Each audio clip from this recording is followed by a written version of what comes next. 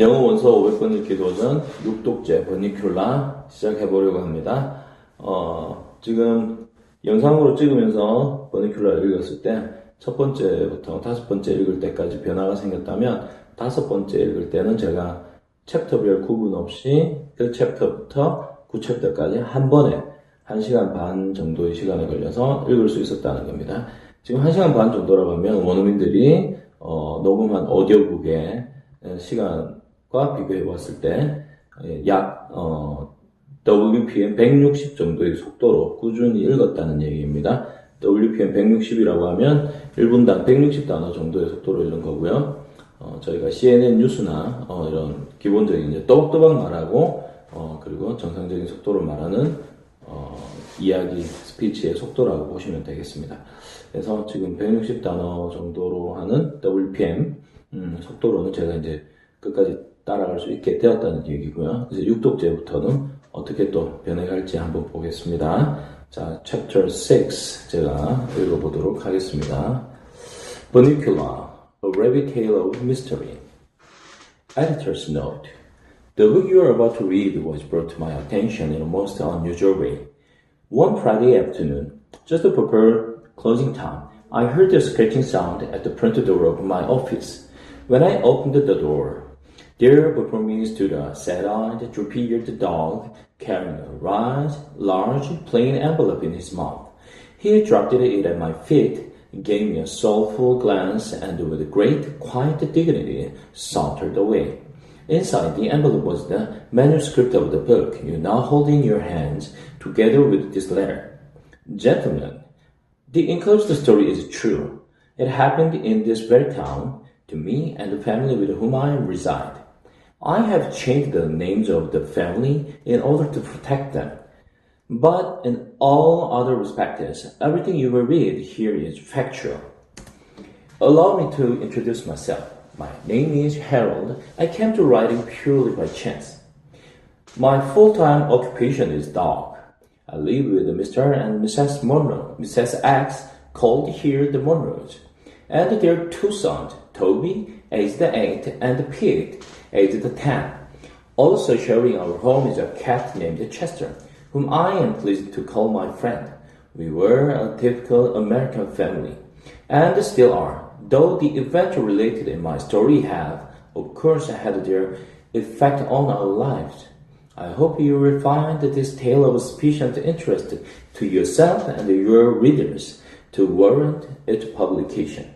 Sincerely, Harold X. Bunnicula. Chapter 1. The Arrival. I shall never forget the first time I laid these now tired old eyes on our visitor. I had been left home by the family with the admonition to take care of the house until they returned. That's something they always say to me when they go out. Take care of the house, Harold. You are the watchdog. I think it's their way of making up for not taking me with them, as if I wanted to go anyway. You can't lie down at the movies and still see the screen, and the people think you are being impolite if you fall asleep and start to snore, or scratch yourself in public. No, thank you. I'd rather be stretched out on my favorite rug in front of a nice whistling radiator. But I digress. I was talking about the first night. Well, it was cold. The rain was pelting the windows. The wind was howling, and it felt pretty good to be indoors. I was lying on the rug with my head on my paws, just staring absently at the front door. My friend Cheddar was curled up on the brown velvet armchair, which years ago he'd staked out as his own. I saw that once again he'd covered up the whole seat with his cat hair, and I chuckled to myself, picturing to see him tomorrow. Next to grasshoppers, there's nothing that frightens Cheddar more than the vacuum cleaner. In the midst of this reverie, I heard a car pull into the driveway. I didn't even bother to get up and see who it was. I knew it had to be my family.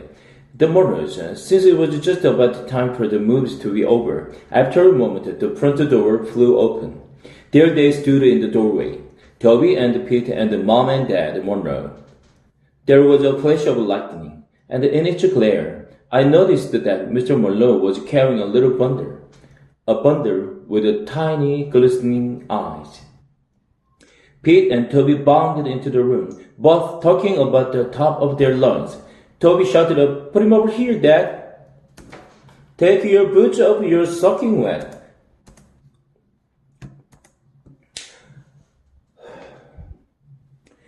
"Take your boots off, you're soaking wet," replied his mother, somewhat calmly, I thought, under the circumstances.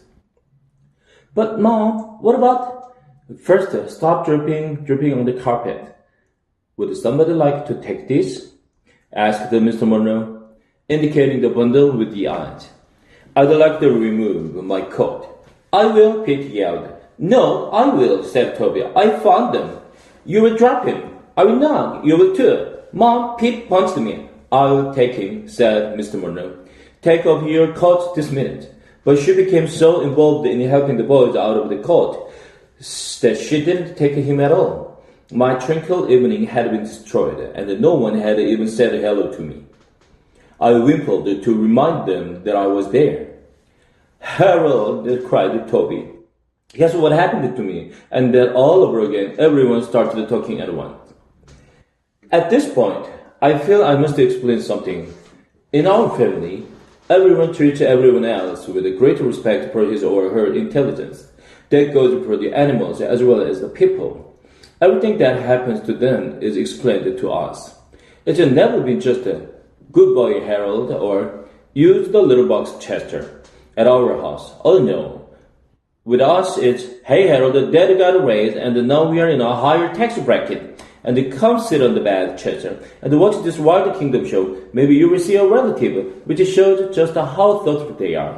But after all, Mr. Monroe is a college professor, and Mrs. Monroe is a lawyer, so we think of it was a rather special household, and we are therefore rather special pets.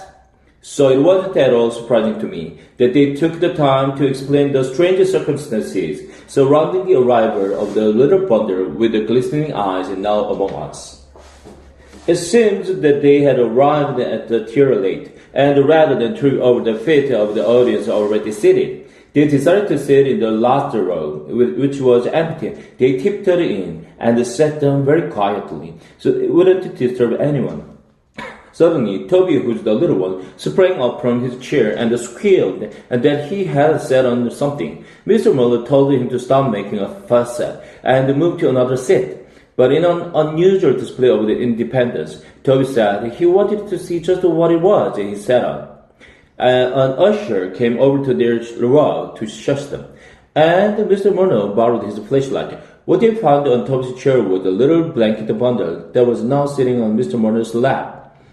They now unwrapped the blanket, and there in the center was a tiny black and white rabbit, sitting in a shoebox filled with dirt. A piece of paper had been tied to his neck with a ribbon. There were words on the paper, but Monroe's were unable to decipher them, because they were in a totally unfamiliar language. I moved closer for a better look. Now, most people might call me a mongrel, but I have some pretty fancy blood running through these veins, and the Russian wolfhound happens to be one of them. Because my family got around a lot, I was also to recognize the language as an obscure dialect of the Carpathian Mountain region. Roughly translated, it read, "Take good care of my baby." But I couldn't tell if it was a note from a bereaved mother or a piece of Romania sheet music. The little guy was shivering from fear and cold. It was decided that Mr. Monroe and the boys would make a house for him out of an old crate and some heavy-duty wire mesh from the garage. For the night, the boys would make a bed for him in the shoebox. Toby and Pete ran outside to find the crate, and Mrs. Monroe went to the kitchen to get him some milk and red eggs. Mr. Monroe sat down, a dazed expression in his eyes, as if he were wondering how he came to be sitting in his own living room in a wet raincoat with a strange bunny on his lap. I signaled to Chester, and the two of us casually moseyed over to a corner of the room. We looked at each other. Well, what do you think? I asked. I don't think rabbits like milk. He answered. Chester and I were unable to continue our conversation because a deafening crash commanded our attention. Pete yelled from the hallway. Ma, Toby broke the rabbit's house. I didn't, I just dropped it. Peter won't let me carry it. It's too big, Toby's too little. I'm not, you are too. Okay, fellas, Mrs. Muller called out as she entered with the milk and the lettuce. Let's try to get it in here with as little hysteria as possible, please. Chester turned to me and said under his breath, that lettuce looks repulsive. But if there's any milk left, I get it. I certainly wasn't going to argue with him. I'm a waterman myself. At that moment, the crate arrived, barely standing the strain of being pulled in two directions at once. Ma, Toby said he's going to keep the rabbit in his room. That's not fair. Harold sleeps in his room. Only sometimes, I thought, when I know he's got a leftover ham sandwich in his drawer. Toby's a nice kid, don't get me wrong, but it doesn't hurt that he shared his stash with me. It was, after all, at one of those late-night parties in Toby's room that I first developed my taste for chocolate cake. And Toby, not in my preference, had kept me in chocolate cake ever since. Pete, on the other hand, doesn't believe in sharing.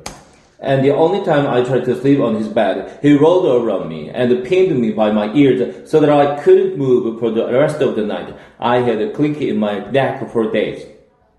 But he's mine, Toby said. I found him. You sat on him, you mean? I found him, and he's sleeping in my room. You can keep smelling old Harold in your room, and the Chester too, if you want to. But I'm going to keep the rabbit in mine. Smelling old Harold?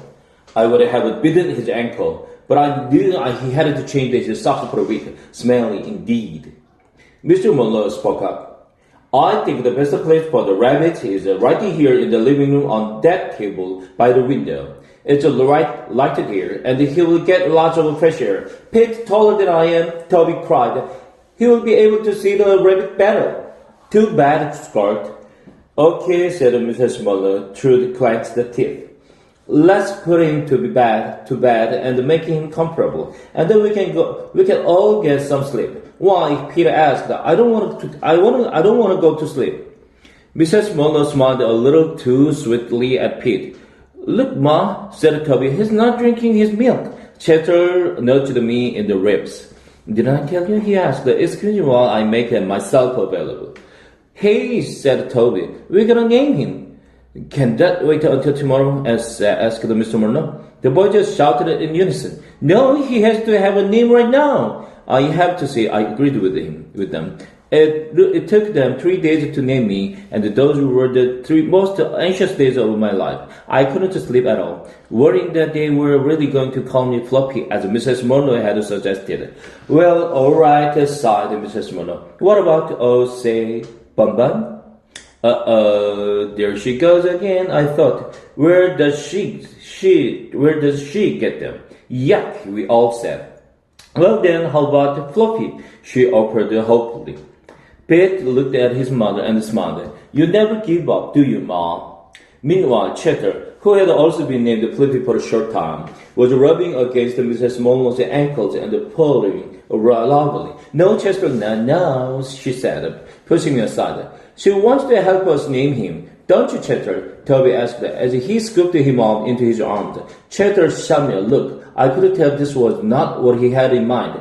Come on, Harold, Toby called. You've got to help me with the name too. I joined the film and the serious thinking began. We all peeled into the box. It was the first time I had really seen him. So, this is a rabbit, I thought. He sort of looks like a Chester. Only he's got longer ears and a shorter tail, and a motor in his nose. Well, said Pete, after a moment, since we found him at the movie, why don't we call him Mr. Johnson? There was a moment of silence. Who's Mr. Johnson? Asked Toby. The guy who owned the movie theater, Peter answered. No one seemed to like the idea. How about the prince? Said Mr. Monroe. Dad, said Toby, are you kidding? Well, I had a dog named Prince once, he replied lamely. Prince, I thought, that's a silly name for a dog.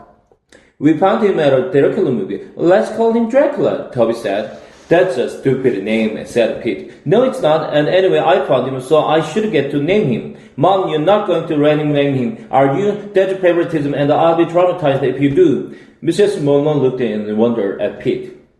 Please, Mom, please, Dad, let's name him Dracula, cried Toby. Please, please, please. And with each please, he squeezed Chester a little harder. Mrs. Mullen picked up the bowl of the milk and moved toward the kitchen. Chester followed her every movement of his eyes, but now seemed to be popping out of his head. When she reached the kitchen door, she turned back and said, Let's not have any more arguments. We will compromise. He's a bunny, and we found him at a Dracula movie, so we'll call him Bunnicula. Bunnicula. That should make everybody happy, including me. What about me? Muttered Chester. I won't be happy until she puts down that milk. Well, guys, is that okay with you? She asked. Toby and Pete looked at one another, and then at the rabbit. A smile grew on Toby's face. Yeah, Ma, I think that name is just right. Pete shrugged. It's okay, but I get to feed it. Okay, I'm going to put the milk back in the fridge. Maybe he will drink it tomorrow. What about Chester? Toby said, dropping the frantic cat to the floor. Maybe he wouldn't like it. Chester made a beeline for Mrs. Mullen and looked up at her plaintively. Oh, Chester doesn't want any more milk, do you, Chester? You've already had your milk today. She reached down and patted Chester on his head and walked into the kitchen. Chester didn't move. Okay, bedtime, said Mr. Murnau. Good night, Bunnicula, Toby said. Good night, Count Bunnicula, Peter said sarcastically. In what I took to be his attempt at a Transylvanian accent, I may be wrong, but I thought I saw a flicker of movement from the cage. Good night, Harold. Good night, Chester. I licked the Toby. Good night. Good night, Smelly Harold. Good night, dumb Chester. I drooled on Peter's foot. Mom, Harold drooled on my foot. Good night, Pete, Mrs. Monroe said with great finality as she came back into the living room, and then more calmly. Good night, Harold. Good night, Chester. Mr. and Mrs. Monroe went up the stairs together. You know, dear, Mr. Monroe said, that was very clever. Bunnicula. I could never have thought of a name like that. Oh, I didn't know, Robert. She smiled as she put her arm through his. I think Prince is a lovely name, too. The room was quiet. Chester was still sitting by the closed kitchen door in a state of shock. Slowly, he turned to me. I wish they had named him Fluffy, was all he said. Chapter 2. Music in the Night. I feel at this time there are a few things you should know about Chester. He's not your ordinary cat, but then I'm not your ordinary dog. Since an ordinary dog wouldn't be writing this book, would he? Chester came into the house several years ago as a birthday gift for Mr. Monroe, along with 2 volumes of G.K. Chesterton, hence the name Chester, and the first edition of Dickens' A Tale of Two Cities. As a result of this introduction to literature, and given the fact that Mr. Monroe is an English professor, Chester developed a taste of reading early in life. I, on the other hand, have developed a taste for books. I found Jonathan Livingston Seagull particularly delicious. From Chester's kittenhood on, Mr. Monroe has used him as a sounding board for all his student lectures. If Chester doesn't fall asleep when Mr. Monroe is talking, the lecture can be counted a success. Every night when the family is sleeping, Chester goes to the bookshelf, selects his midnight reading, and calls up on his favorite chair. He especially likes the mystery stories and the tales of terror and the supernatural. As a result, he has developed a very vivid imagination. I'm telling you this because I think it's important for you to know something of Chester's background before I relate to you the story of the events following the arrival of Bunnicula into our home. Let me begin with that first night. It seems that after I went to sleep, Chester, still stewing over the lost milk, settled down with his latest book and attempted to ignore the rumbling in his stomach. The room was dark and quiet. This did not prevent his reading, of course, since, as you know, cats can see in the dark. A shaft of moonlight fell across the rabbit's cage and spilled onto the floor below. The wind and the rain had stopped, and as Chester read Edgar Allan Poe's The Fall of the House of Usher, he became increasingly aware of the eerie stillness that had taken their place. As Chester tells it, he suddenly felt compelled to look at the rabbit. I don't know what came over me, he said to me the next morning, but a cold chill ran down my spine. The little bunny had begun to move for the first time since he had been put in his cage. He lifted his tiny nose and inhaled deeply, as if gathering sustenance from the moonlight. He slicked his ears back close to his body, and for the first time, Chester said, I noticed that the peculiar marking on his forehead.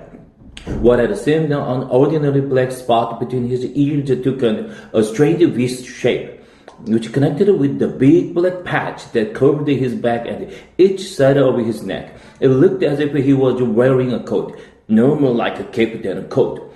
Though the silence had repeated the strains of remote and exotic music. I could have sworn it was a gypsy violin, Chester told me. I thought perhaps a caravan was passing by, so I ran to the window.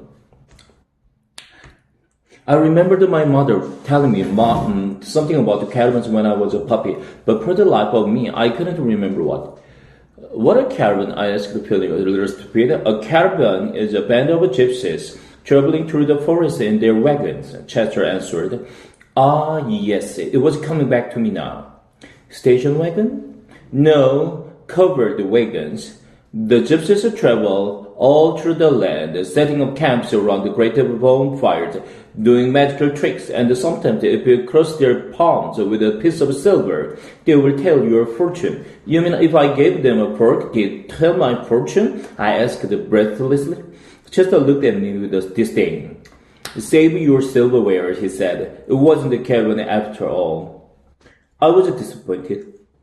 What was it? I asked. Chester explained that when he looked out the window, he saw Professor Micklewhite, our next-door neighbor, playing the violin in his living room. He listened for a few moments to the haunting melody and sighed with relief. I've really got to stop reading these horror stories at night. He thought, it's beginning to affect my mind. He yawned and turned to go back to his chair and get some sleep. As he turned, however, he was startled by what he saw. There in the moonlight, as the music filtered through the air, sat the bunny, his eyes intense and staring, and an unearthly aura about them. Now this is the part you wouldn't believe, Chester said to me.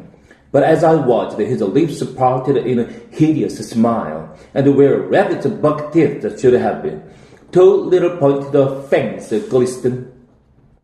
I wasn't sure what to make of Chester's story, but the way he told it set my hair on end. Chapter 3. Some unusual goings on.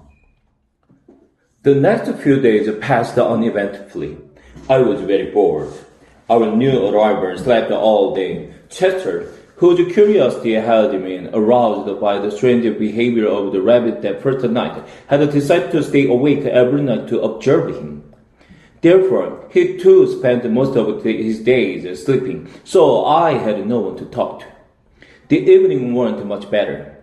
Toby and Pete, who used to play with me as soon as they got home from school, now ran immediately to their silly rabbit's cage to play with him. Or at least they did try to. Bunnicula did not make the most energetic playmate. It took him quite a while to wake up each night, and then when he did awaken, he didn't do much except hop around the living room. He didn't play catch. He didn't fetch. He didn't roll over to get his tummy rubbed. I couldn't understand why they played with him at all. I expected it was because he was new and different, but I was confident that they would soon tire of him and come back to trusty old Harold. Finally, on the morning of the fourth day, I caught Chester blurry-eyed over the water dish, He grumbled at me in a most unpleasant manner. You know, Chester, you were never exactly charming in the morning, but lately you've become downright grumpy. Chester growled in response. What are you doing this for anyway? What are you looking for? He's just a cute little bunny. Cute little bunny. Chester was amazed at my character analysis. That's what you think. He's a danger to this household and everyone in it. Oh, Chester, I said with an indulgent smile, I think your reading has gone to your head. It's just because I do read that I know what I'm talking about. Oh, well, what are you talking about? I still don't understand. I'm not sure yet, but I know there's something funny about that rabbit. That's why I have to keep it alright. But look at you, you're exhausted, you're asleep all the time. How can you call that alright? I'm awake when it's important. He sleeps all day, so I sleep all day. So just what have you seen since the first night that makes you uneasy? Well, said Chester, that is... At this point, Chester started to bathe his tail, which is a cat's way of changing a subject he finds uncomfortable. He then stumbled sleepily into the living room. So, I asked again, following him, what have you seen? Nothing, he snapped, and proceeded to curl up on his chairs to go to sleep. After a moment, he opened one eye. But that doesn't mean there's nothing to see. For the next few mornings, it was the same routine. I'd be ready for a good romp around the living room, and Chester would go to sleep. Peter and Toby were at school. Mr. Marlowe was at the university.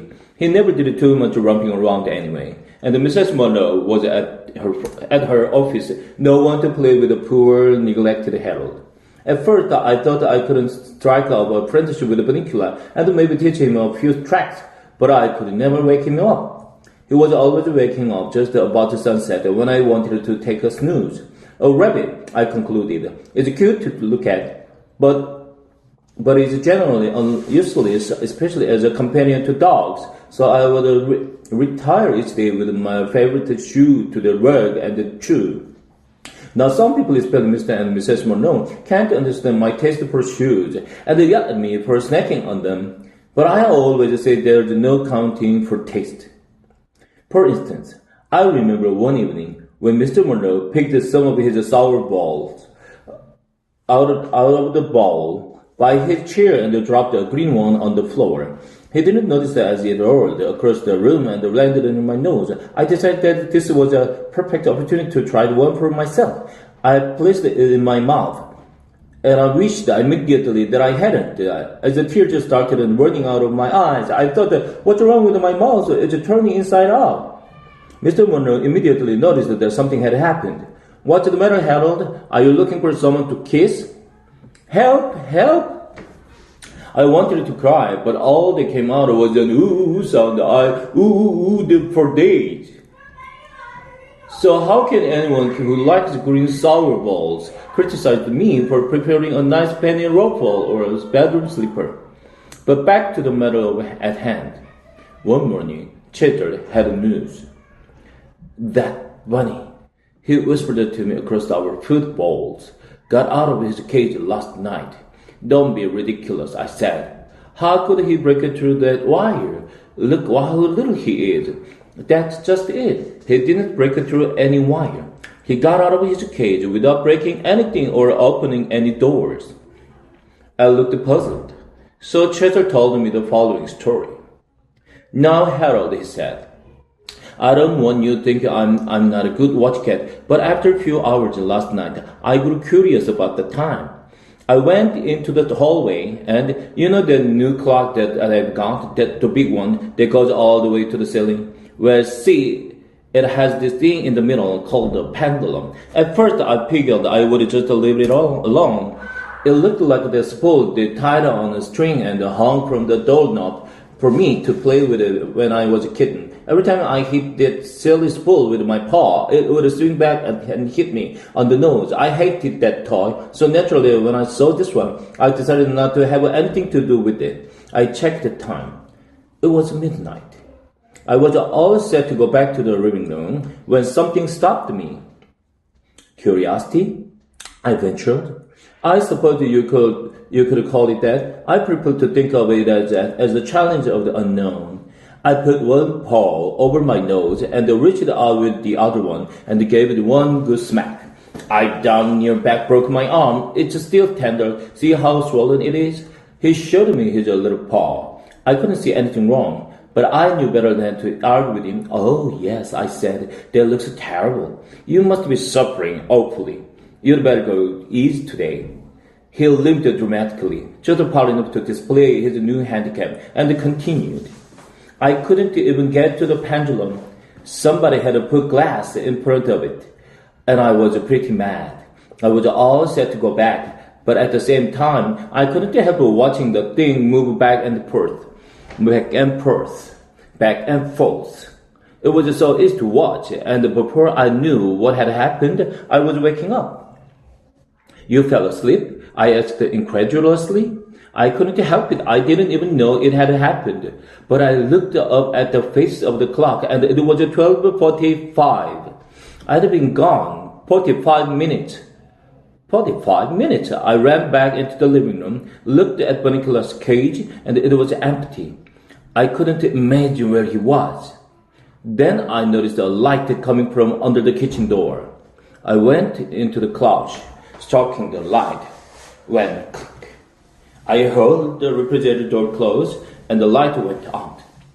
It must have been Mr. Marlowe having his midnight snack, I suggested. No, that's what I thought. I jumped on my chair, called real quick, and kept one eye open, pretending to be asleep. Slowly, the door to the kitchen squeaked open. This little head poked out from around the corner and looked to the other side to see if the coast was clear. Then, guess who came bouncing out all by himself and with that idiotic grin of his plastered all over his face? Well, I guess it was Mr. Monroe, I said. Not unless he wears the bunny pajamas and gets very tiny at night. Bunnicula, huh? You got it.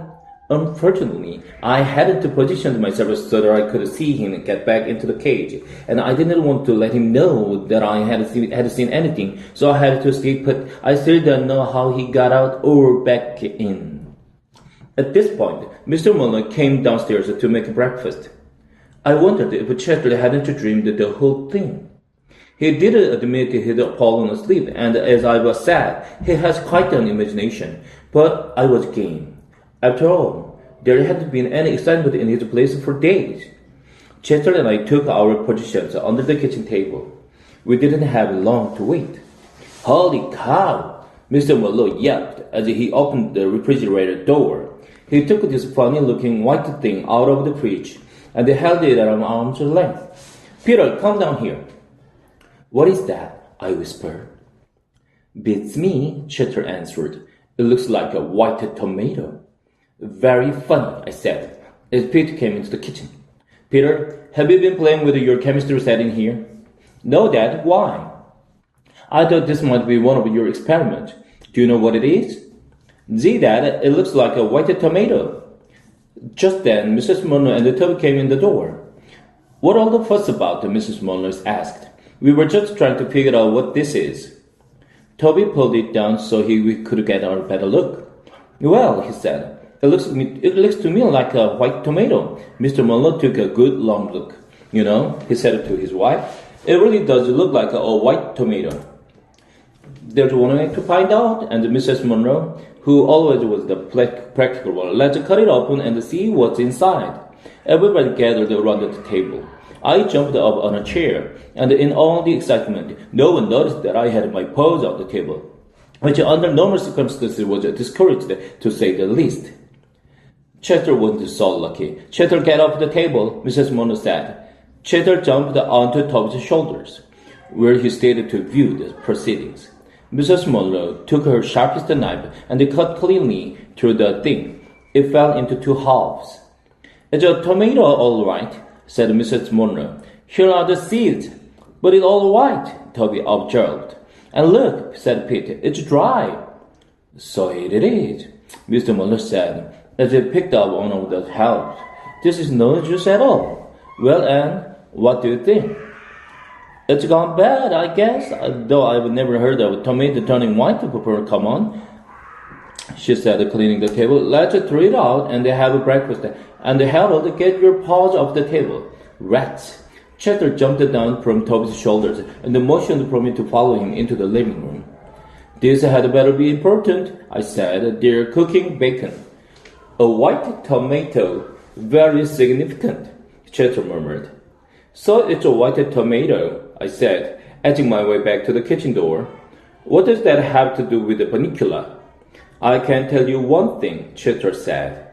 I got a good look at the tomato. There were very suspicious marks on the skin. So? I believe they were teeth marks. So tonight I'm going to reread a book I read last year. How fascinating, I said, as the aroma of flying bacon wafted across my nostrils. And what book might that be? The Mark of the Vampire. What? I stopped dead in my tracks. Meet me tonight after the others have gone to sleep. You'd better take a nap today so you can stay awake. Chester closed his eyes. I shifted my look to Bunnicula, who seemed to be asleep in his cage. A tiny smile sat upon his lips. A happy dream, I wondered, or something else. My reverie was broken by this sound of crunching bacon. I was in the kitchen in a flash. Chapter 4. A cat prepares. I almost didn't make it to my meeting with Cheddar that night. Toby had a feast in his room. It was Friday night, and on Friday night, Toby gets to stay up and read as late as he wants to. So, of course, he needs a lot of food to keep up his strength. Good food like cheese crackers, chocolate cupcakes, my very favorite. The kind with the cream in the middle. Pretzels and peanut butter sandwiches. The last I can abide because my mouth always gets stuck. Chocolate cupcakes with the cream in the center, however, are another story. This particular evening, I stationed myself on Toby's stomach. Usually I'm a little more subtle. But having missed out on the bacon at breakfast, I was not about to take any chances on the chocolate cupcakes with the cream in the center. Toby knew what I was after, but sometimes he thinks he's funny and he plays a little game with me. Hi, Harold. I'll bet you'd like a peanut butter sandwich, wouldn't you?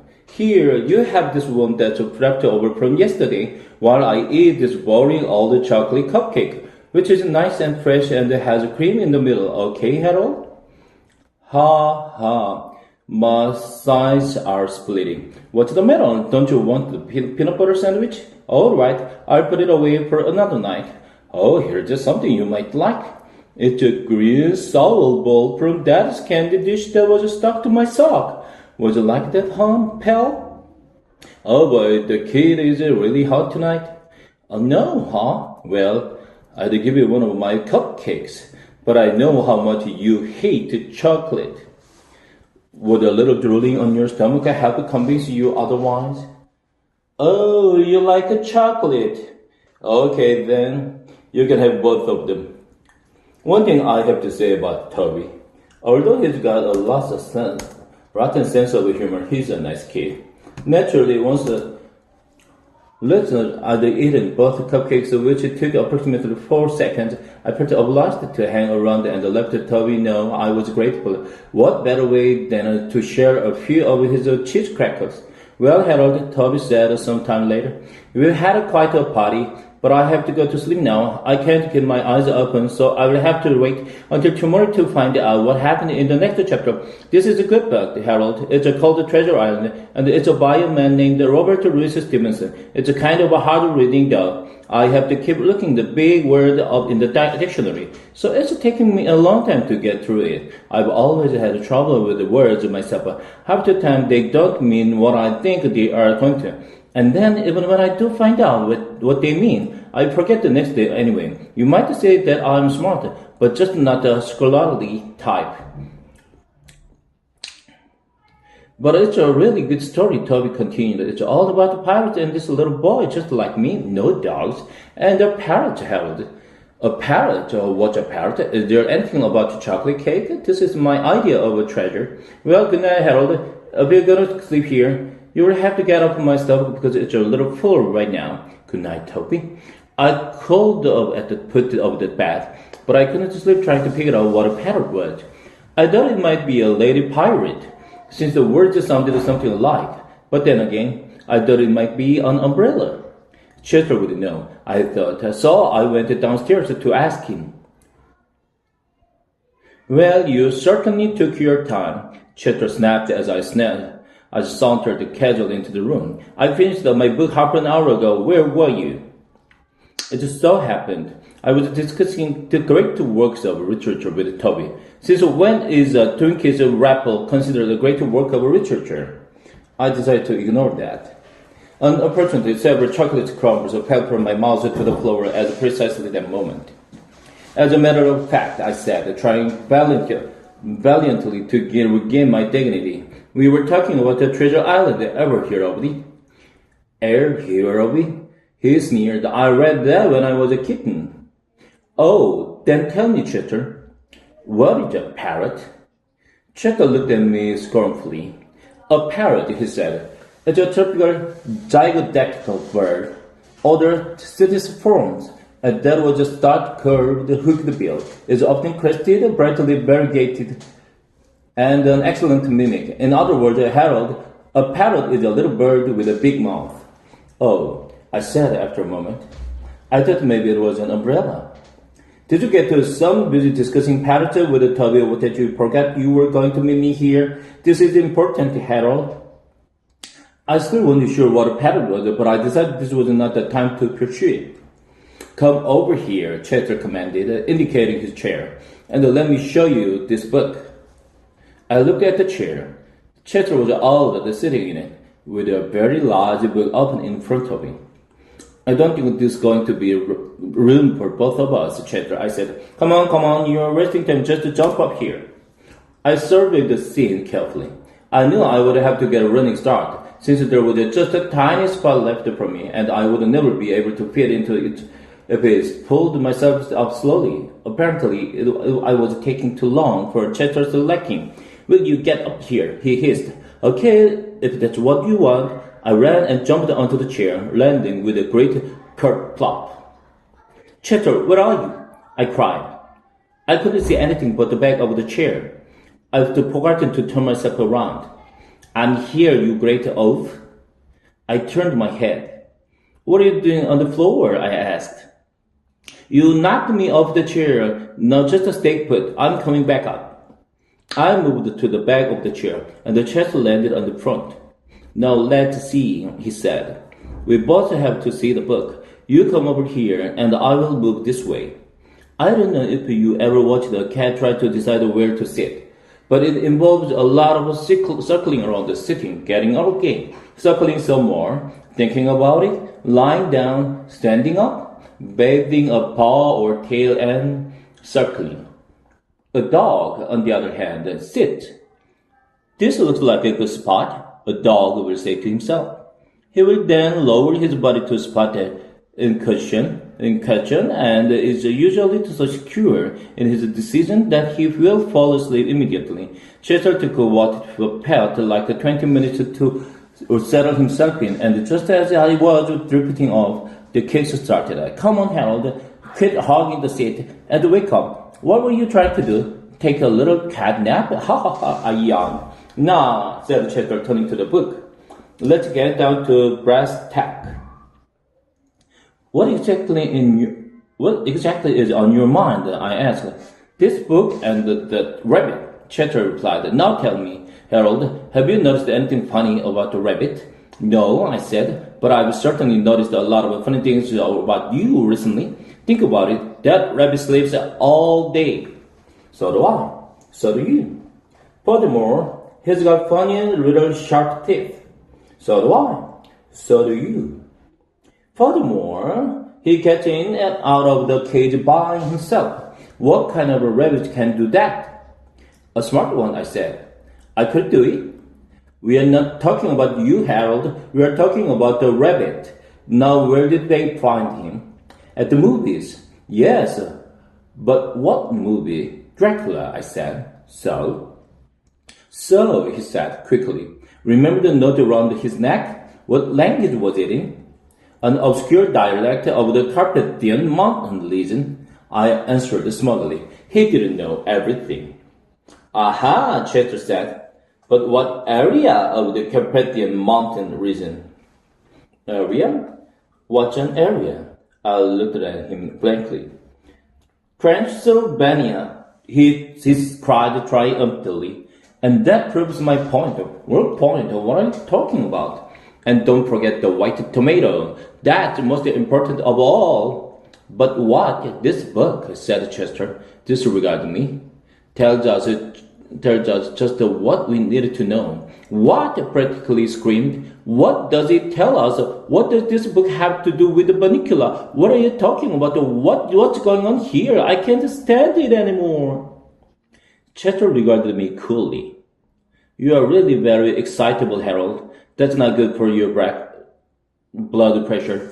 I put my paws around his throat. Tell me, I said in a low, threatening voice, or I will squeeze you till you pop. Okay, don't get upset. Now this book tells you everything you've always wanted to know about vampires, but were afraid to ask. Personally, I have never wanted to know anything about the vampires, but at the moment, I was afraid to tell the Chester. I still don't understand what vampires have to do with our little furry friend. One, Chester said, vampires do not sleep at night. They sleep only during the day. The same holds true for this rabbit. 2. Vampires can get in and out of locked rooms. Bunnicula gets in and out of his locked cage. This was beginning to interest me. Didn't you say something about the refrigerator? That's right. He's got the refrigerator open all by himself.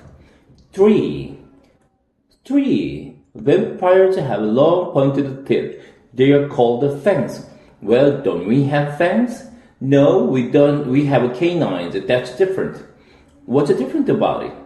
Fangs are more pointed, and the vampires use fangs to bite the people on the neck. Yuck! Who'd want to do that? Vampires would, that's who. Wait a minute, I saw Mrs. Monroe bite Mr. Monroe on the neck once. Does that mean she's a vampire? Boy, are you dumb. She's not a vampire, she's a lawyer. She bites necks. I don't think that's quite the same thing. No, Bunnicula does not bite people on the neck. At least, not so far. But he does bite vegetables. On the neck? I asked. Vegetables don't have necks, Harold. Vegetables are like that. It's like dogs. Dogs don't have brains. Dogs are like that. Oh yeah? I said. Of course he bites the vegetables. All rabbits bites the vegetables. He bites them, Harold, but he does not eat them. That tomato was all white. What does that mean? It means that he paints vegetables? I ventured. It means he bites the vegetables to make a hole in them, and then he sucks out all the juices. But what about all the lettuce and the carrots that Toby has been feeding him in his cage? Aha, what indeed? Chester said, look at this. Whereupon he struck his paw under the chair cushion and brought out with a flourish an assortment of strange white objects. Some of them looked like unironed handkerchiefs, and the others didn't look like anything I'd ever seen before. What are they? I asked. Chester smiled. Lettuce and carrots, he said. What lettuce and carrots? I found him hidden behind his cage. I was aghast. What did it all mean? Could Chester be right? Was this a harmless-looking little ball of fluff really a vampire? Just then Chester let out a yelp. Look, he said. The cage is empty again. Oh, we're fools. We will let him get out of our sight. It's your fault, my fault. You're the one who took 20 minutes to sit down. Well, if you hadn't knocked me off in the first place. Wait a minute, why are we arguing? Let's find Bunnicula. Just then we heard a click in the kitchen. Refrigerator, I whispered. Chester nodded. We jumped it down and moved cautiously to the kitchen door. Shh, Chester warned unnecessarily as we crept along. Don't make any noise. We don't want him to hear us coming. Obviously, I retorted. That light went out under the door. He must have closed the refrigerator, Chester said. Easy now. We pushed the door open. The kitchen was dark. There was not a sound. Psst, Chester. What? I can't see. I can, but I can't see him. He's not here. There was a soft scramble across the linoleum, and we returned just in time to see a little white tail bounce out the door into the living room. Drat, we've missed him. Come on, Harold. Let's see if we can catch up with him. Chester started toward the door. Wait, Chester, what's that on the floor by the refrigerator? He turned. This new object interested him more than following Bunnicula. Watch out, he said. I will take care of this. He slunk across the room slowly, muscles taut, eyes alert. When he was about 6 inches away, he stuck out his paws, closed his eyes, and batted at the object tentatively. I don't think that he made any contact. Get closer, I said. Chester's eyes popped open. Who's the cat here? He asked. I know what I'm doing. And he proceeded to bat the air 3 more times. What is it? I squealed as my throat contracted in fear. I don't know yet, but well, it is. It's not alive. Oh boy, if I waited for you, we will be here all night. I walked bravely to the object and sniffed it. Well, asked Chester. It's me. Chester came closer. After a moment of close examination, he gasped. I jumped. I could feel my heart pounding in my chest. Harold, Chester blurted. What? It's... What is it, Chester? It's a white zucchini. Chapter 5. Chester goes into his act. The next morning, I was awakened by a scream. Robert, come down here right away. There's something wrong in the kitchen. For a moment, the panic seized me. I thought I should run out of dog food, but then I remembered the events of the previous evening. Mr. Muller came bounding down the stairs. Chester, I cried. Did you see Mr. Muller? His face has turned white. It's Bunnicula, isn't he? No, he said calmly. It's a shaving cream, you idiot. By now, the excitement in the kitchen was at full throttle. The table was covered with Bunnicula's handiwork. There were white beans and white peas and white squash and white tomatoes and white lettuce and white zucchini. What can it mean, Robert? Mrs. Muller was saying. I'm getting worried. One tomato is a curiosity, but this is unheard of. There must be something wrong with our refrigerator. That's it. It's turning all the vegetables white. But look, she said. I left the tomatoes on the windowsill, and they are white too, and with this white squash, I left the bowl on the table. At that moment, Pete and Toby came into the kitchen. Holy cow, what's going on? Hey, maybe it's a vegetable blight, Mom. Could that be, Robert? Did we ever hear of anything like that? Well, no, actually that is. I've heard of a blight, but nothing like this. Chester leaned my way. This will take forever if we will leave it up to them. Sometimes human beings can be so slow. I started to answer him, but he was heading for the table. What about that friend of yours in the agriculture department? Oh, Tom Cragen? Could we call him and ask him if we were doing something wrong? It's a DDT, Mom, Peter interjected. I know about this stuff. It's because of your buy vegetables that aren't organic. All vegetables are organic, Peter, Mrs. Malone replied. That's not what my teacher says. See, Toby, I told you this would happen. They're using chemicals on our food, and if you're not careful, you will turn right to it. Like that, Robert, couldn't you take the shaving cream off your face? Oh, yes, of course. Where's my towel? I know, I brought it down with me. For that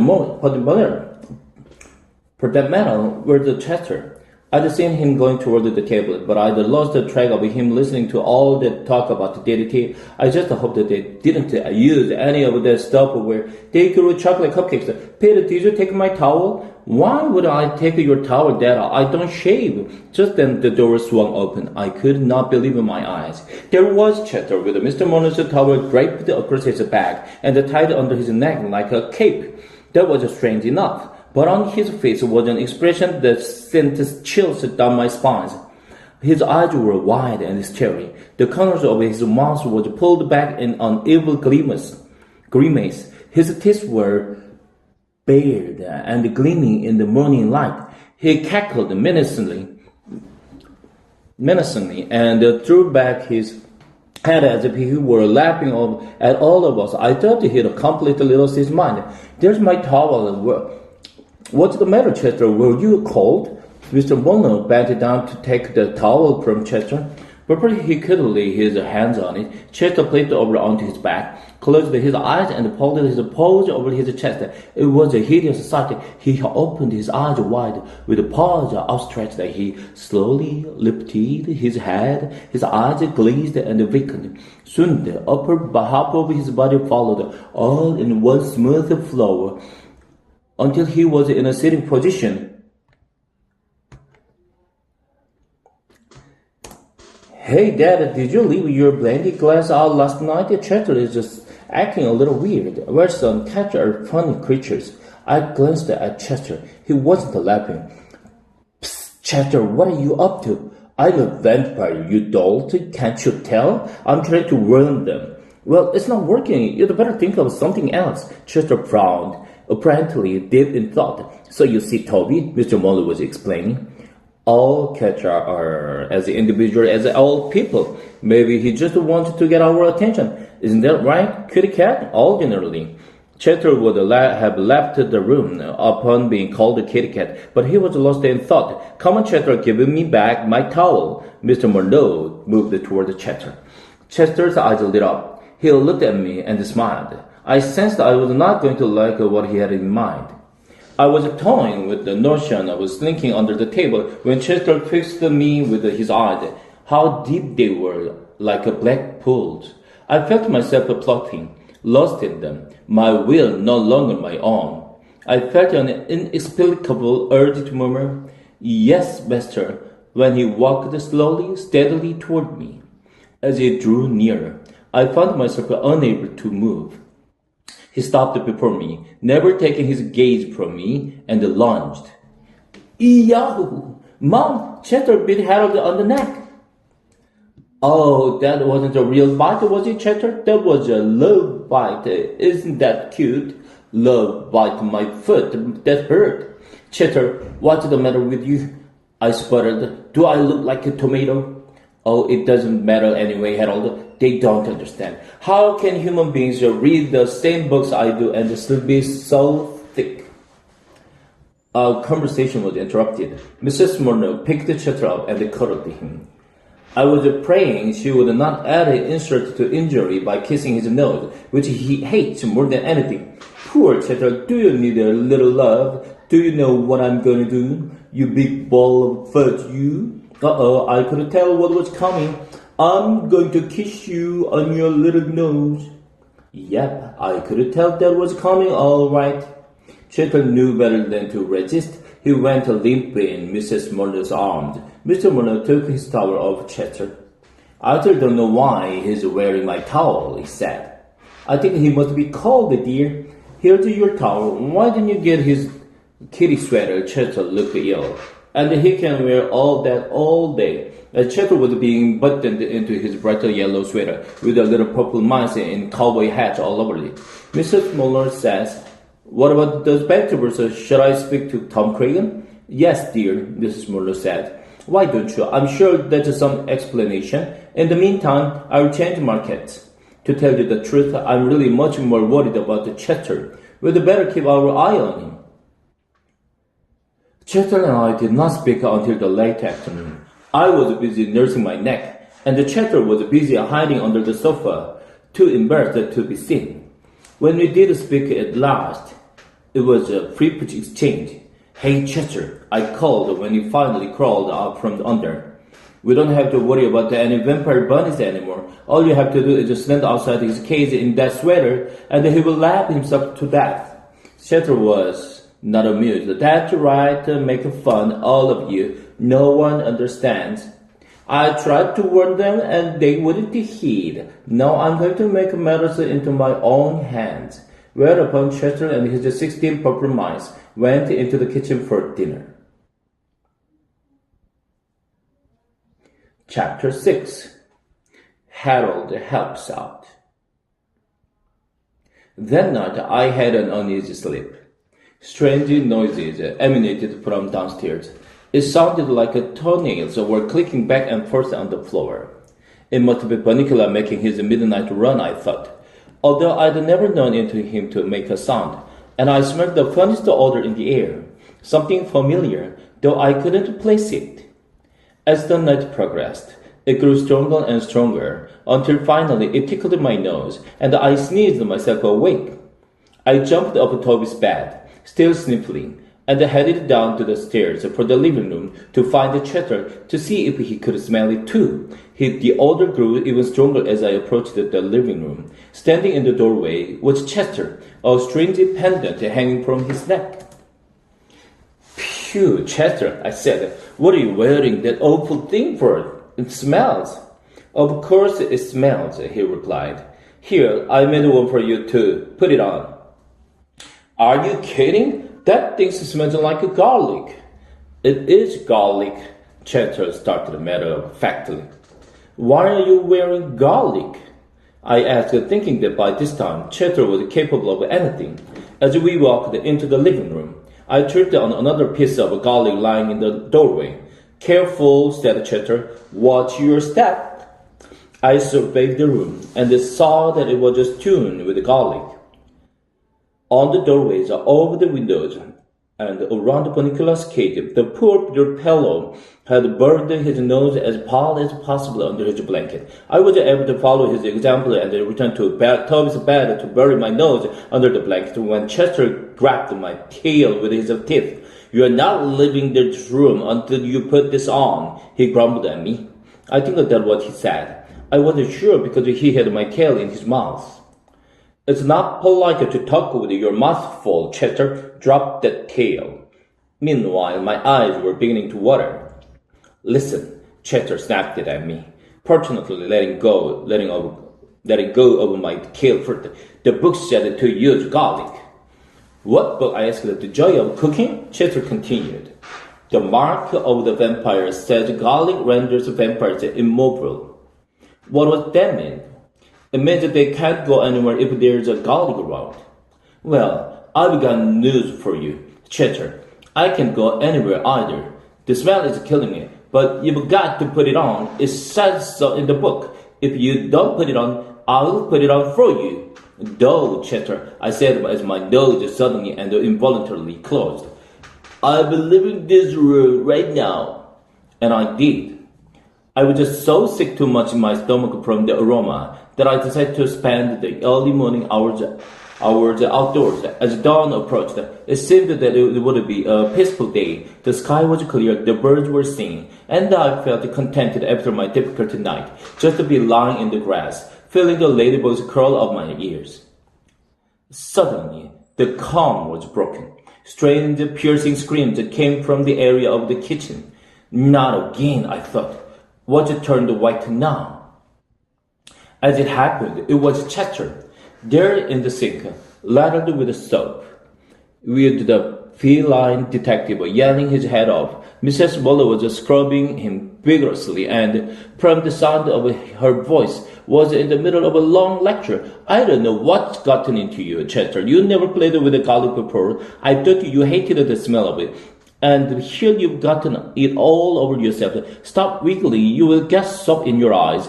If you want to chew on something, I will get you some catnip. But stay out of my herbs. Then she rinsed him off, rubbed him with a towel, and plunked him down in front of the stove to finish drying. Shut the door, he hissed at me. I'm freezing. That silly woman, doesn't she know? Cats don't get baths. What do you mean? I get bad all the time, I said, closing the door with my back foot. That's because you are too dumb to bathe yourself. Cats always bathe themselves, it's a rule. Everyone knows that. Well, at least it smells nice in here again. I sniffed as I settled down next to Chester by the stove. And it's all toasty warm here in the kitchen. Surely it smells nice again, he said. But now the house isn't safe anymore. What do you mean? I asked, getting closer. I mean it worked last night. The garlic worked. No more vegetables turned white, did they? No, but that means Bunnicula didn't get out of his cage last night. Maybe he was just tired, I said, or maybe he was... Don't be ridiculous, he replied. It was the garlic. He couldn't leave his cage, but tonight he will be free to roam again, and I will got to find a way to stop him that isn't smelly. Mr. and Mrs. Muller were hurrying in and out of the room, stepping over us, late for work. Mrs. Muller yelled up to Toby, "Don't forget to take the steak out of the freezer when you get home today, Toby, and leave it on the table to defrost. And this time, remember to put a plate under it." Chester's ears perked up. "Of course," he said, "that's what I do." And he strolled past me with an annoying smile. Mrs. Muller turned off the stove and left the room. It was too much for me to figure out, so I went to sleep on the nice warm kitchen floor. I was awakened by a bite on the ear. Chester was sitting by me, looking very impatient. "Boy, nothing wakes you up," he said. "I've been yelling and poking at you for 10 minutes. "I was dreaming," I answered defensively, "about a place where there weren't any cats around to bother nice dogs and wake them up when they needed their rest. You can finish sleeping later," he said crisply. "Right now you have to help me." "Do what?" I asked. "Get Bunnicula out of the cage." I sprang back. "Get him out of the cage? I thought that was what you didn't want. I thought you said that was dangerous. What if he attacks me? Aren't you ashamed?" Chester replied. "Afraid of a harmless little bunny." "Harmless? I thought you said he was a threat to this house and everyone in it. Isn't that what you said? Isn't that what we've been talking about all this time?" "He is a threat, but only at night. During the day, he's just a very sleepy rabbit, and that's why we have to do it now, while the sun is still up. Follow me," he said. "There isn't much time. Toby stayed down here forever, and the others will be home soon. Boy, you must have been tired, Harold. You slept through lunch." I followed Chester into the living room. My heart was pounding as he unlocked the cage door with his paw. It looked as if he had years of experience opening locks. The door swung open. Bunnicula was sleeping peacefully. He did, however, look a little green around the gills, probably from the garlic. I was just wondering how a rabbit could have gills when Chester said, "Okay, Harold, do your stuff while I get what I need from the kitchen." "Well, what do you want me to do?" "I can't read your mind." "Get him out of the cage and onto the floor, and I'll be right back," Chester said. What? I verbalized. "How am I supposed to do that?" "Use your head," he answered, and he was gone. Looking at the cage, I realized that was precisely what I would have to do. Until this moment, I had never had to face the possibility of actual physical contact with a real live rabbit. I looked upon my chore reluctantly. I seemed to recall my grandfather telling me that one picked the rabbit up by its neck with one's teeth. This I attempted, though the very idea set my stomach churning. I squeezed my head through the tiny door and gently placed my teeth around the skin of the bunny's neck. To avoid any suggestion of violence, I've never been one for the sport of hunting. I preferred to think of myself as the creature's mother, carrying it up to safety. Unfortunately, I couldn't carry it anywhere, for once my head was in the cage, it wouldn't come out again. I could neither forward nor backward. At that moment, Chester appeared at the door, carrying in his mouth what looked every bit like a nice big juicy raw steak. My eyes popped, my teeth dropped Bunnicula, my mouth opened, and I began to drool. After all, I had missed the lunch. Chester, what are you doing with that steak? Haven't you gotten him out of there yet? I can't get either of us out of here. My head is stuck. Oh, Harold, sometimes I despair. Here, I'll get you both out. I should have done everything myself. He came over, dropped the steak just a few feet away from me, and climbed up on my shoulders. You pull your head out while I push against the cage. Who gets the steak? I asked. Don't worry about the steak, Harold, just pull. I would have more motivation if I knew who is to get the steak. Chester ignored me. I pulled. He pushed. I felt something to pop. We all fell in a jumble. Chester, the cage, Bunnicula, and me. When I looked around, Bunnicula was lying next to me, still sound asleep. There you are, I said. We got him out. Now let's eat. No dice, Chester said. Just read this to me till I will be sure I'm doing it right. And he handed me a book. That book. Again. Start at the top of the page, Chester said, as he picked up the steak. Why don't you read it, and I will hold the steak? Chester replied. I took it to mean that I was to start reading. To destroy the vampire and end his reign of terror, it is necessary to pound a sharp stake. Chester interrupted. A sharp stake? He asked. What does that mean? I will taste it and tell you if it's sharp. I offered. Oh, never mind. This will it's a sorrowing. Keep reading. To pound a sharp stake into the vampire's heart. This must be done during the daylight hours when the vampire has no powers. Okay, he said. This is it. I'm sorry I had to go this far, but if they'd listened, this wouldn't have been necessary. He dragged the stake across the floor and laid it across the inert bunny. Then with his paws, he began to hit the stake. Are you sure this is what they mean, Chester? Am I anywhere near his heart? He asked. It's hard to tell, I said. All I can really see are his nose and his ears. He's really sort of cute. Chester was getting that glint in his eyes again. He was pounding away at the stake harder and harder. Be careful, I cried. You will hurt him. Chester increased his attack. I was really getting worried when the door opened and Mr. and Mrs. Monroe was suddenly with us in the room. Chester, Mrs. Monroe screamed. What are you doing with my dinner? Robert, get the steak away from Chester. And what's the matter with the Bunnicula? Why is he on the floor? Mr. Monroe took the beautiful steak away. I wished that the pound of hellware with tears in my eyes. As the kitchen door swung open, Chester whispered with cold determination. All right, the last resort. And dashed into the kitchen. Seconds later, he was back, carrying his water dish between his teeth. He ran toward the Bunnicula and with a mad yowl threw the dish of the water at the rabbit. Unfortunately, he was so hysterical that his aim was not the best. With the water dripping from my ears, I watched Mrs. Monroe pick Chester up by the scruff of his neck and toss him unceremoniously out the front door. Robert, we are going to have to do something about that cat. Look at this mess. Dinner's ruined, the poor bunny is out of his cage, and Harold is sopping wet. I tried to look as pathetic as I knew how. Oh, poor Harold, Mrs. Monroe cooed as she dried me off. You've had a rough day, you and Bunnicula. I don't know what's the matter with your friend, but unless he learns how to behave, he will just have to spend the night outside. Mr. Monroe, meanwhile, had restored the Bunnicula to his cage and the cage to the windowsill. I couldn't believe it when I saw the Bunnicula was still asleep. And, Mr. Monroe said, the steak is ruined.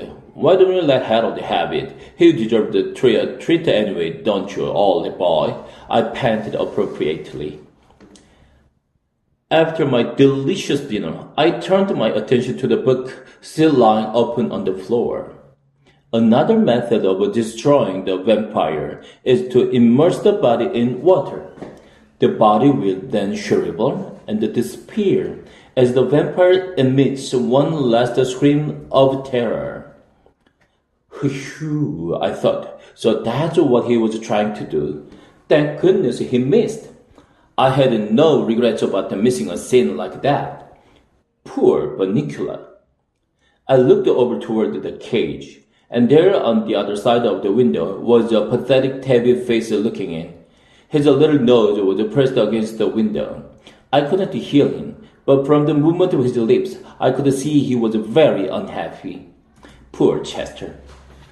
As for me, Mrs. Murnau spent the evening petting me, and the family chatted with me all night long.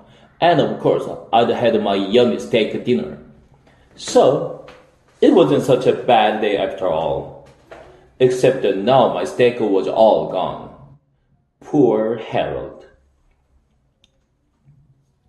Chapter 7. A New Friend in Need. In the days that followed, Chester's behavior was exemplary. He purred and he cooed and he cleaned his paws and he rubbed up against everyone's legs to show what a good boy he was. I was getting worried. Chester acted that way only when he has something devious in the back of his mind, but I didn't know what it was. He had tried everything in the book to get rid of vampires, and all his efforts had failed. But I knew from the expression on his face that something was definitely up. Of course, I didn't know for certain because he had not spoken to me since the steak incident. I guess he realized that my heart just wasn't in the destruction of the bunny vampire. In fact, I was beginning to like the little fellow. The Mullows were relieved by Chester's improved behavior. They didn't know how to account for his strange doings, but to their credit, they were willing to let bygones be bygones. The only disturbing factor in all our lives was the reappearance of the white vegetables each morning in the kitchen. And yet, after a few days, even that stopped, and life seemed to return to normal. One evening, I dropped by Bunnicula's cage to chat. I found myself doing that more and more since Chester had stopped talking to me. Of course, Bunnicula didn't talk back, but he was a good listener.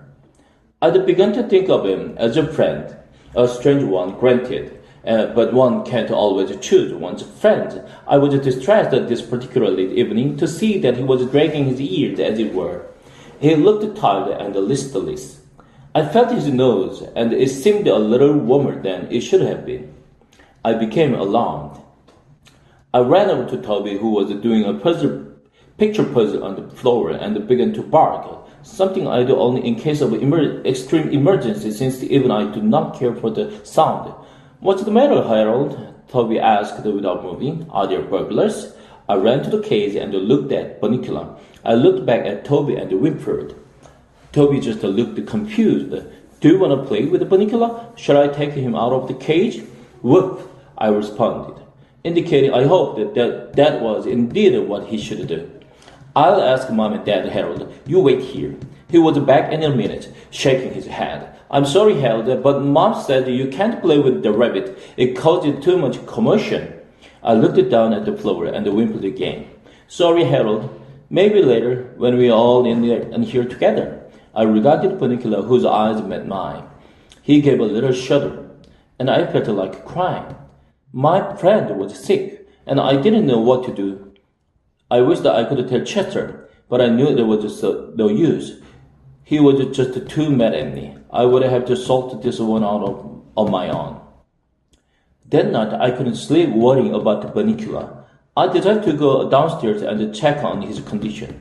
What I saw when I entered the living room horrified me. Bunnicula was out of his cage on the floor, while Chester stood in front of him, a piece of garlic around his neck and his arms outstretched, blocking the kitchen door. Suddenly, it all fell into place. Chester was starving Bunnicula. Of course, that's why he seemed so listless, and that's why the vegetables had stopped turning white. Chester had made it impossible for Bunnicula to eat. "Chester!" I cried. Chester jumped a very high jump. "What are you doing down here?" He spat at me as he landed. "I know what are you doing, Chester, and the jig is up.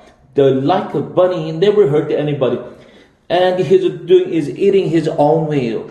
What do you care if he drains a few vegetables? He's a vampire, Chetter snarled. Today vegetables, tomorrow the world. I think perhaps you are overestating your case. I suggested cautiously. Go back to bed, Harold. This is larger than two of us. It may seem harsh, but I'm only being cruel to be kind. Who's he being kind to? I wondered as I went back upstairs. The tomatoes and the zucchinis of the world?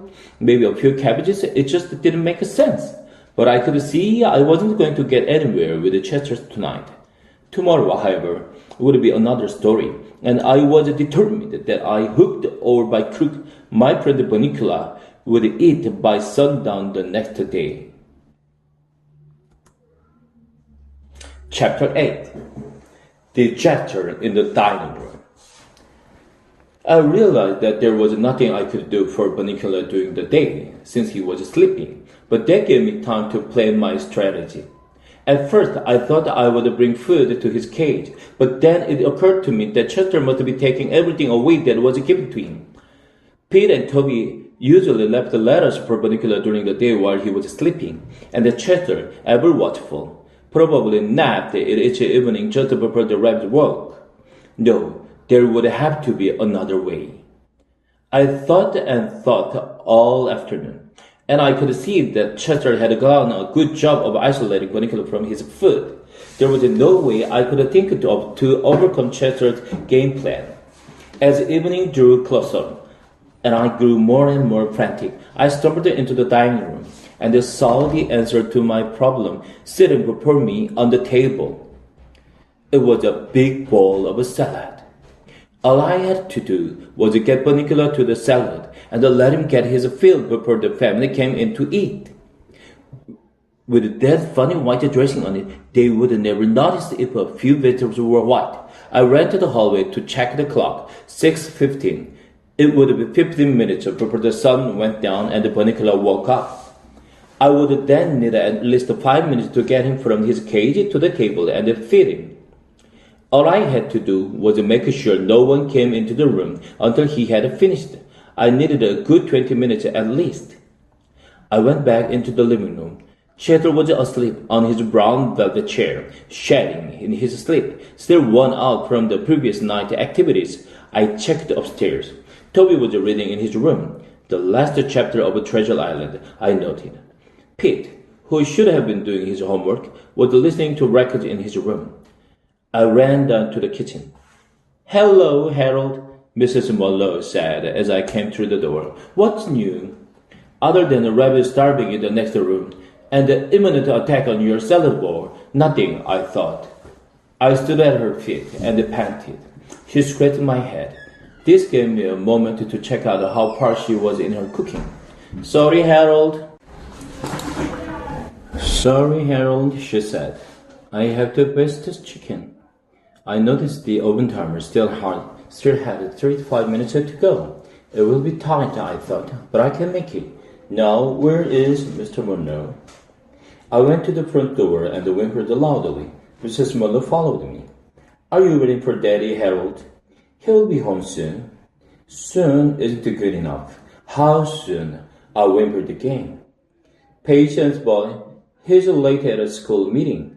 He should be here any time. He went back into the kitchen and I checked the clock. 6:25. It was getting dark and the Chester was still asleep. Time to swing into action. Are you waiting for Daddy, Harold? He will be home soon. Soon isn't good enough. How soon? I whimpered again. Patience, boy. He's late at the school meeting. He should be here any time. She went back into the kitchen and I checked the clock. 6:25. It was getting dark and the Chester was still asleep. Time to swing into action. Having watched the Chester undo the lock on Bunnicula's cage and having participated in the unfortunate stick episode some days earlier, I knew I would have no problem getting Bunnicula out. I just had to be a little more careful where I positioned my head so that I wouldn't find myself in the humiliated predicament of getting stuck a second time.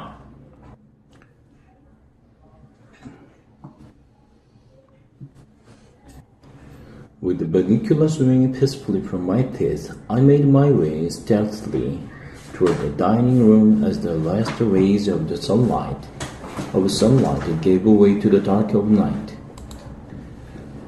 Once inside the dining room door, Bunnicula awakened in great bewilderment.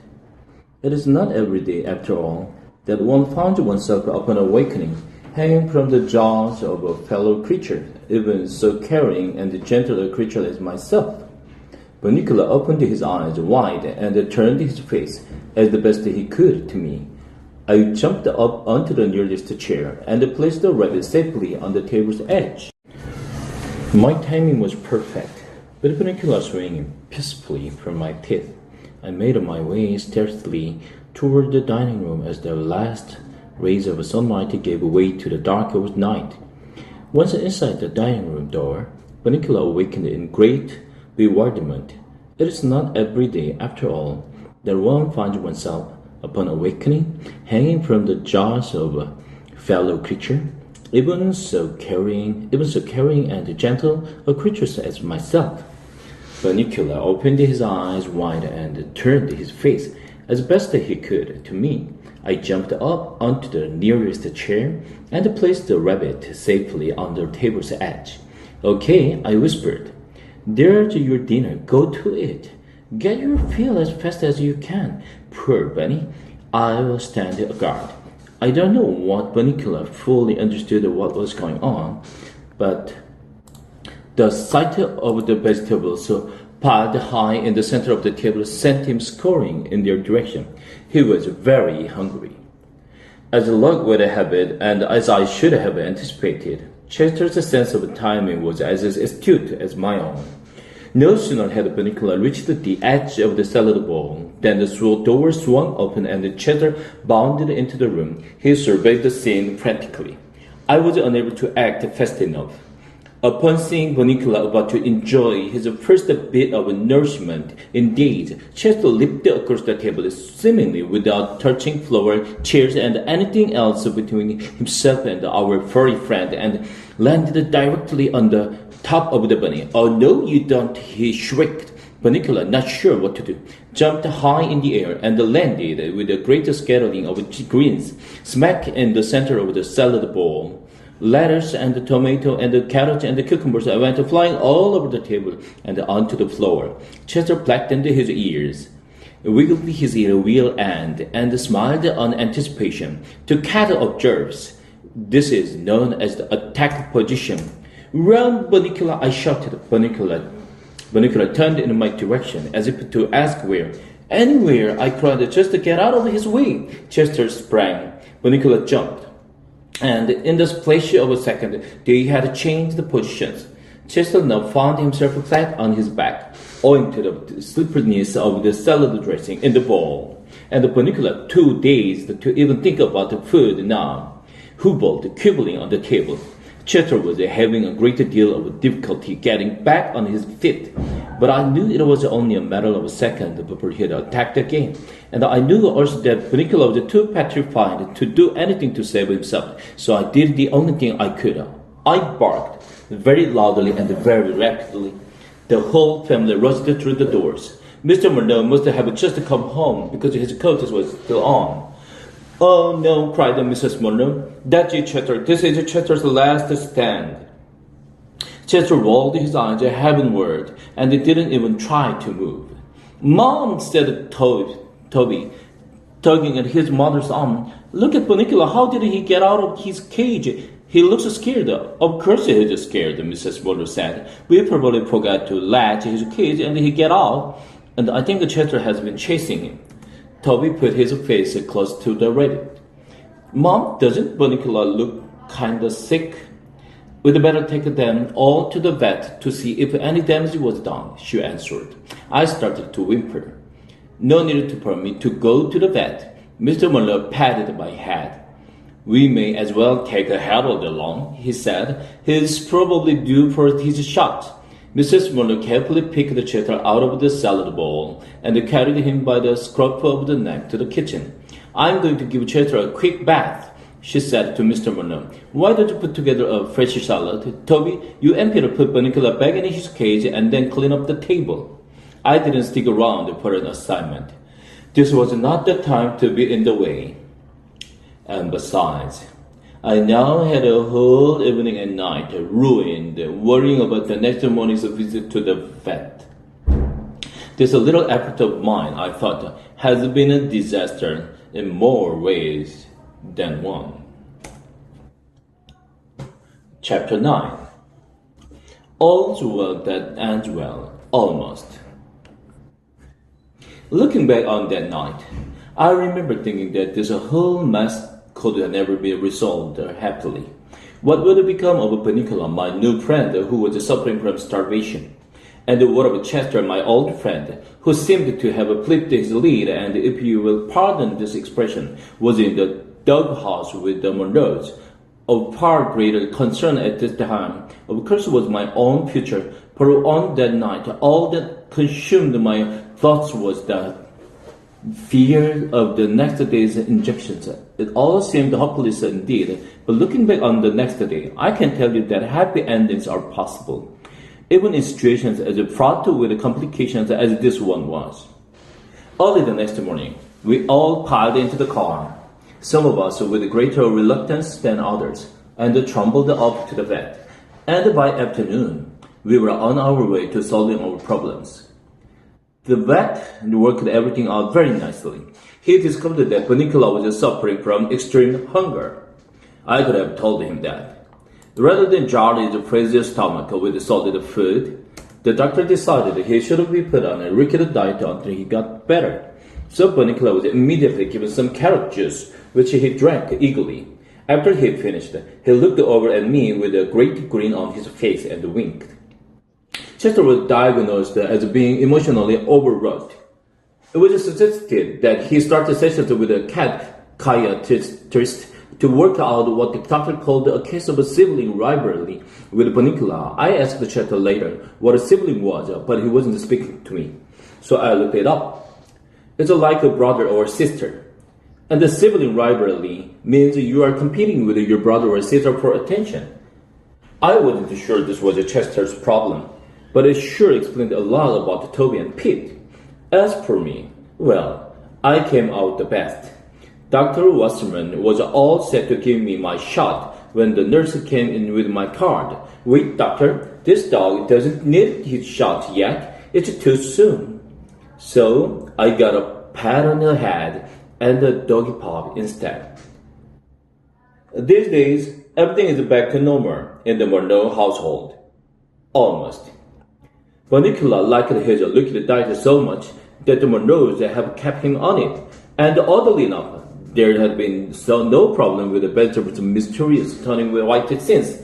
Chester, of course, insists that he disprove his theory. Obviously, Harold, the liquefied vegetables take the place of the vegetable juices, so Bunnicula has no need to go roaming anymore. Then he's not a vampire, I said. Nonsense. He's a vampire, all right, but he's a modern vampire. He gets his juices from a blender. Case closed, Sherlock, I queried. Case closed. Oh, Chester. Yes, Harold? What are those two funny marks on your neck? Chester jumped and I laughed. Very funny, he said, as he began to bathe his tail. Very funny. The Monroes never knew anything about Chester's theory. They changed the market, and to this day believe they were the victims of a curious vegetable blight. Bunnicula and I have become good friends. He still didn't say anything, but he snuggled up next to me by the fireplace, and we take long, cozy snoozes together. One night, I sang him a lullaby in the obscure dialect of his homeland, and he slept very peacefully. It was that night that cemented our friendship. Now, about Chester. I said that everything was back to normal. Almost. Naturally, Chester is the almost. He has been seeing his psychiatrist, Dr. Baruch Kreitz, twice a week for some time now. He takes his therapy very seriously. The other morning, I was trying to get a little sleep when Chester came over and nudged me in the ribs. Harold, do you realize we've never really communicated? I mean really communicated. I opened one eye cautiously.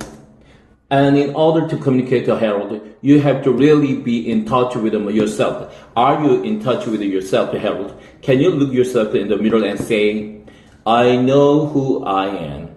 I am in touch with the meanness that is me, and I can reach out to the you-ness that is you. I closed my eye.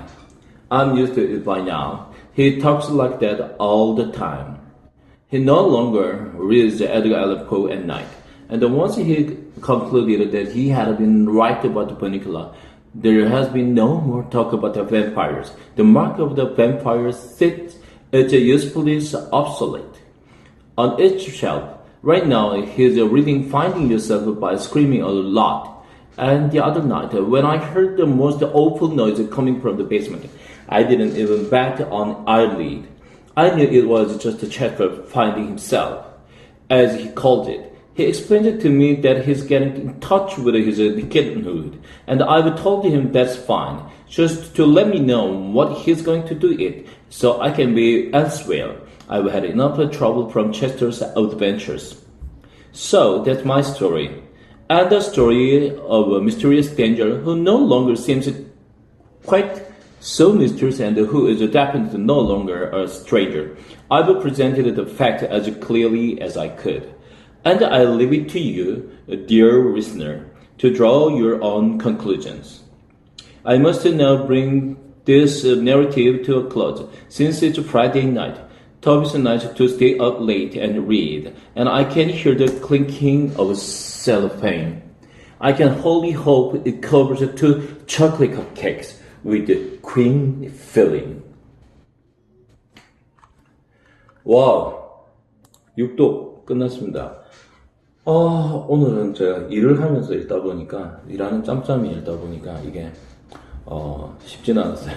와, 시작하고 나서 거의 한 4시간 만에 완성이 된 것 같습니다. 그래도 제가 이제 일을 했었기 때문에 그런 거고, 한번 이제 입에 붙기 시작하면서 조금 아직도 좀 덜 붙은 거는 있는데, 분명히, 책을 이제 한 1시간 30분 분량의 책을 160 정도의 WPM으로 읽는 것은 가능해진 것 같습니다. 그래서 여러분들도 혹시 원서 읽기 도전해 보신다면 한 번쯤은 꼭 500번이 아니라도 여러 번 읽어보는 것, 한 20-30번 정도? 한번 읽어보시는 것도 꽤 해볼 만한 방법인 것 같습니다. 어쨌든 저는 500번 도전하기로 했기 때문에 끝까지 500번 한번 읽어보도록 하겠습니다. 아마 나중에는 이거보다는 훨씬 더 플루언시하게, 유창하게 한번 읽어낼 수 있겠죠. 그날을 저도 꿈꾸면서 오늘 6독 마치도록 하겠습니다.